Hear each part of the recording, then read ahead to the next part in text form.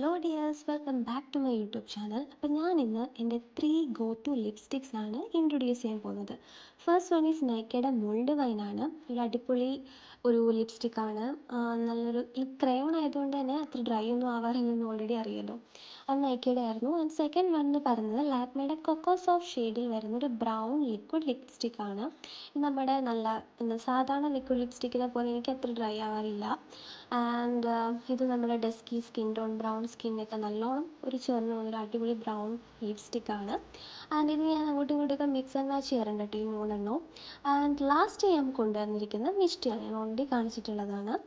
ഈ മിഷ്ടി നല്ലോണം ഡ്രൈ ആവുന്നുണ്ട് കേട്ടോ. അപ്പോൾ ഞാൻ എന്താ ചെയ്യുക, ഇപ്പം നല്ലോണം മോയ്സ്ചർ ചെയ്യും, ലിപ് ബാം നല്ലോണം ഇട്ടിട്ടേ ഇടാറുള്ളൂ.